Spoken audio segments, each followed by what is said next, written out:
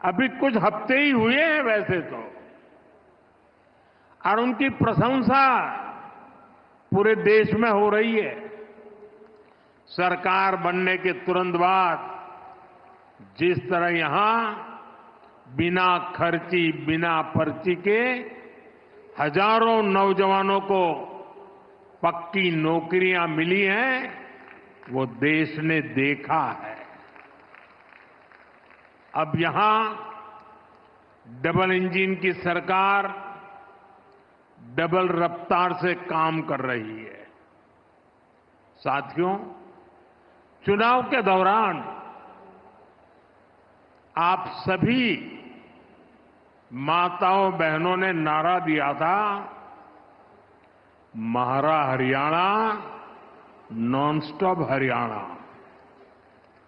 उस नारे को हम सभी ने अपना संकल्प बना दिया है।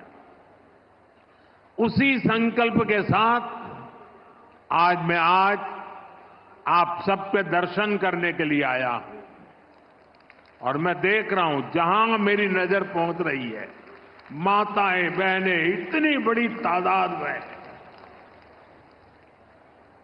साथियों, अब यहां देश की बहनों बेटियों को रोजगार देने वाली बीमा सखी योजना की शुरुआत की गई है।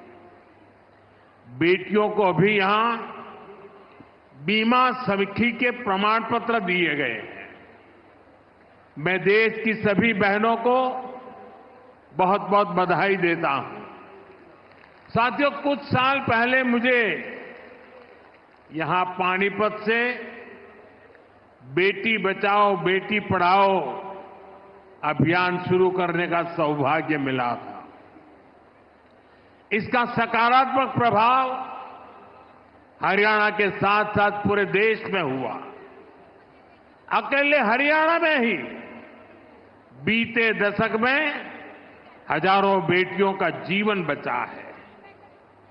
अब 10 साल बाद इसी पानीपत की धरती से बहनों बेटियों के लिए बीमा सखी योजना का शुभारंभ हुआ है। यानी हमारा पानीपत एक प्रकार से नारी शक्ति की प्रतीक भूमि बन गया है। साथियों, आज भारत साल 2047 तक विकसित होने के संकल्प के साथ चल रहा है।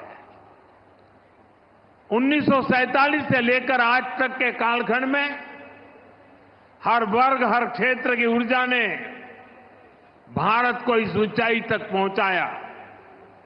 लेकिन 2047 के विकसित भारत के संकल्प की सिद्धि के लिए हमें ऊर्जा के ढेर सारे नए स्रोतों की जरूरत है।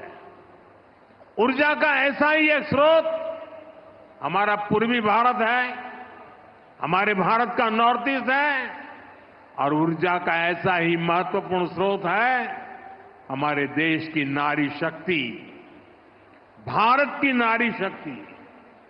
भारत को विकसित बनाने के लिए हमें अतिरिक्त ऊर्जा, ये कोटि कोटि हमारी माताएं बहनें हैं, हमारी नारी शक्ति है, वही हमारी प्रेरणा की स्रोत रहने वाली है। आज जो ये महिला सेल्फ हेल्प ग्रुप है, बीमा सखी है, बैंक सखी है, कृषि सखी है, ये विकसित भारत का बहुत बड़ा आधार स्तंभ बनेगी। साथियों, नारी को सशक्त करने के लिए बहुत आवश्यक है कि उन्हें आगे बढ़ने के खूब अवसर मिले, उनके सामने से हर बाधा हटे। जब नारी को आगे बढ़ने का अवसर मिलता है तो वो देश के सामने अवसरों के नए द्वार खोल देती है। लंबे समय तक हमारे देश में ऐसे अनेक काम थे जो महिलाओं के लिए वर्जित थे। वहां महिलाएं काम कर ही नहीं सकती थी। भाजपा की हमारी सरकार ने बेटियों के सामने से हर बाधा को हटाने की ठानी। आज आप देखिए, सेना के अग्रिम मोर्चों में बेटियों की तैनाती हो रही है। हमारी बेटियां अब बड़ी संख्या में फाइटर पायलट बन रही है। आज पुलिस में भी बड़ी संख्या में बेटियों की भर्ती हो रही है। आज बड़ी बड़ी कंपनियों को और उसकी कमान हमारी बेटियां संभाल रही है। देश में किसानों के, पशुपालकों के 1200 ऐसे उत्पादक संघ या सहकारी समितियां हैं जिनका नेतृत्व महिलाएं कर रही है। खेल का मैदान हो या पढ़ाई का, बेटियां हर क्षेत्र में बहुत आगे चल रही है। गर्भवती महिलाओं की छुट्टी को बढ़ाकर 26 हफ्ते करने का भी लाभ लाखों बेटियों को मिला है।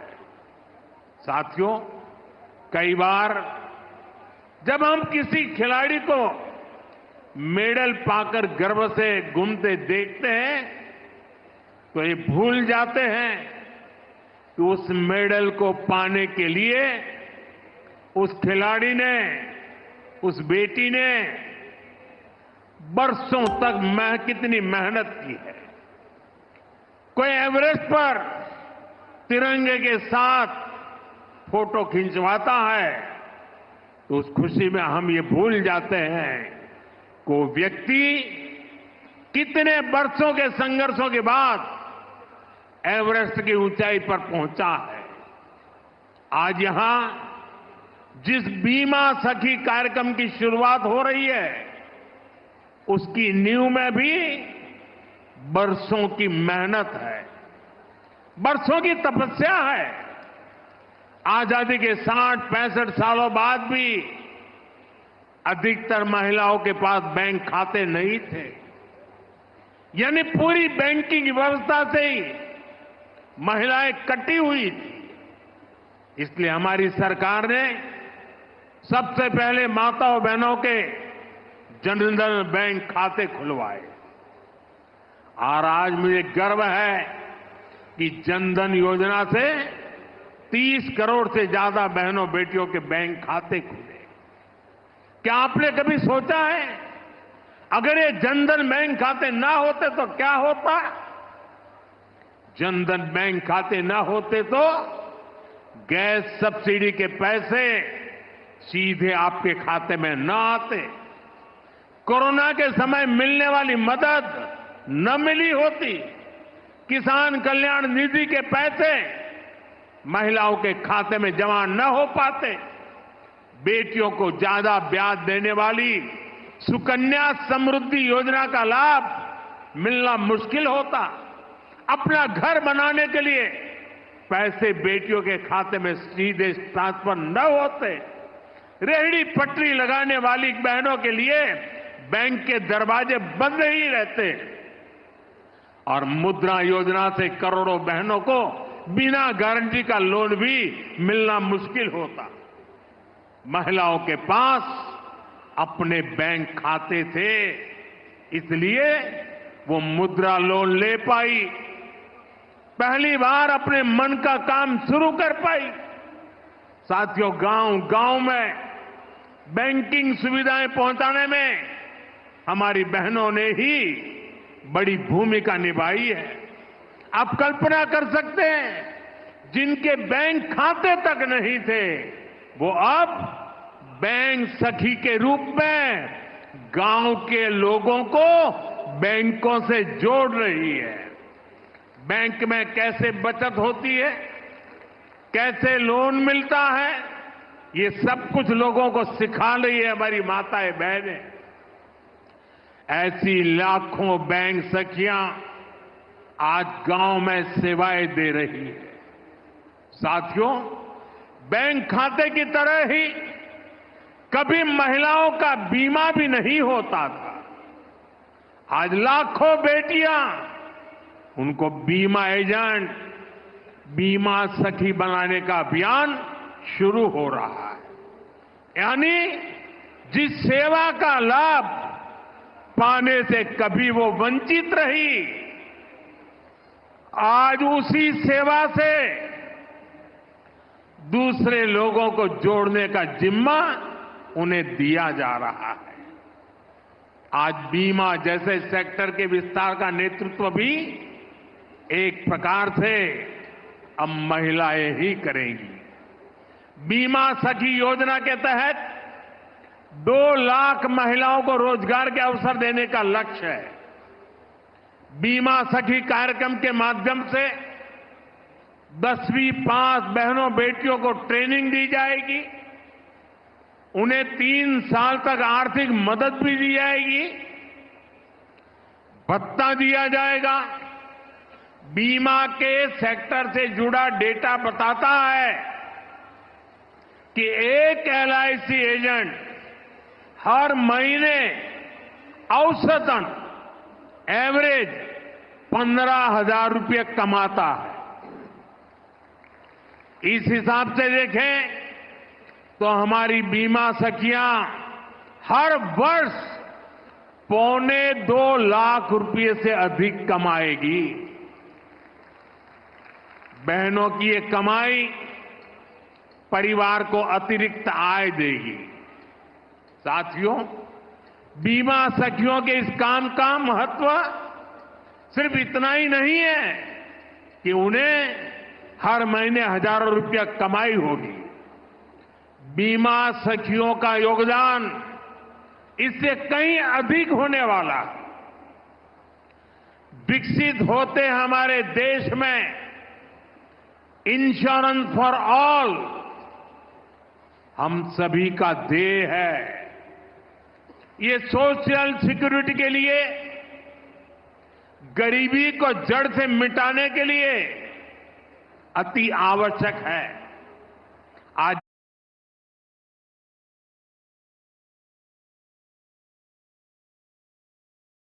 कोई सोचता भी नहीं था। आज ये देखकर बहुत खुशी होती है कि बीएपीएस के लाखों कार्यकर पूरी श्रद्धा और समर्पण से सेवा कार्यों में जुटे हैं। किसी संस्था के लिए ये बहुत बड़ी उपलब्धि है। इसके लिए मैं आपको बधाई देता हूं, अपनी शुभकामनाएं देता हूं। साथियों, कार्यकर सुवर्ण महोत्सव भगवान स्वामीनारायण की मानवीय शिक्षाओं का उत्सव है। ये सेवा के उन दशकों की गौरव गाथा है जिसने लाखों करोड़ों लोगों का जीवन बदला। ये मेरा सौभाग्य है कि मैंने बाप्स के सेवा अभियानों को इतने करीब से देखा है। मुझे उनसे जुड़ने का अवसर मिला है। भूज में भूकंप से हुई तबाही के बाद के हालात हो, नरनारायण नगर गांव का पुनर्निर्माण हो, चाहे केरला की बाढ़ हो या उत्तराखंड में भूस्खलन की पीड़ा हो, या फिर हाल ही में कोरोना जैसी वैश्विक महामारी की आपदा, हमारे कार्यकर साथी हर जगह परिवार भाव से खड़े होते हैं, करुणा भाव से सबकी सेवा करते हैं। हर किसी ने देखा है कोविड काल में किस तरह बीएपीएस मंदिर सेवा केंद्रों में बदल गए थे। मैं एक और प्रसंग भी आज याद करना चाहूंगा। लोगों को इसके बारे में बहुत कम पता है। जब यूक्रेन का युद्ध बढ़ने लग गया तो भारत सरकार ने तुरंत ये तय किया कि वहां फंसे भारतीयों को तत्काल सुरक्षित निकालना है। इसके बाद बहुत बड़ी संख्या में भारतीय पोलैंड पहुंचने लग गए थे। लेकिन एक चुनौती थी कि पोलैंड पहुंचे भारतीयों को युद्ध के उस माहौल में कैसे ज्यादा से ज्यादा मदद पहुंचाई जाए। उस समय मैंने बीएपीएस के एक संत के साथ बात की और ये बात मुझे लगता है शायद आधी रात बीत चुकी थी। 12 या 1 बजा था रात को, तब मैंने बात की थी। उनसे मैंने आग्रह किया कि बड़ी संख्या में जो भारतीय पोलैंड पहुंच रहे हैं, उनकी मदद के लिए मुझे आपका सहयोग चाहिए। और मैंने देखा कि कैसे पूरे यूरोप से रातों रात बीएपीएस के कार्यकरों को आपकी संस्था ने एकजुट कर दिया। आप लोगों ने युद्ध के माहौल में पोलैंड पहुंचे लोगों की बहुत बड़ी मदद की। बीएपीएस की ये ताकत वैश्विक स्तर पर मानवता के हित में आपका ये योगदान बहुत ही प्रशंसनीय है। और इसलिए आज कार्यकर स्वर्ण महोत्सव में मैं आप सभी का आभार व्यक्त करता हूं। आज बीएपीएस के कार्यकर दुनिया भर में सेवा के माध्यम से करोड़ों लोगों के जीवन में परिवर्तन ला रहे हैं।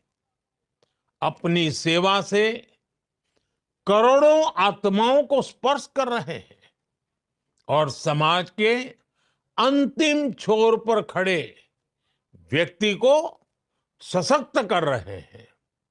और इसलिए आप प्रेरणा है, पूज्य है, वंदनीय है। साथियों, बीएपीएस के कार्य पूरे विश्व में भारत के सामर्थ्य, भारत के प्रभाव को ताकत देते हैं। विश्व के 28 देशों में भगवान स्वामीनारायण के 1800 मंदिर, दुनिया भर में 21,000 से ज्यादा आध्यात्मिक केंद्र, सेवा के अलग अलग प्रकल्पों का काम दुनिया जब ये देखती है तो वो इसमें भारत की आध्यात्मिक विरासत, आध्यात्मिक पहचान के दर्शन करती है। ये मंदिर भारत के सांस्कृतिक प्रतिबिंब है। विश्व की सबसे प्राचीन जीवंत संस्कृति के केंद्र है। कोई भी व्यक्ति जब इनसे जुड़ता है तो वो भारत के प्रति आकर्षित हुए बिना नहीं रहता। अभी कुछ ही महीने पहले अबू धाबी में भगवान स्वामीनारायण मंदिर की प्रतिष्ठा हुई है। सौभाग्य से मैं भी उस कार्यक्रम में शामिल हुआ। उस कार्यक्रम की, उस मंदिर की पूरी दुनिया में कितनी चर्चा हो रही है। दुनिया ने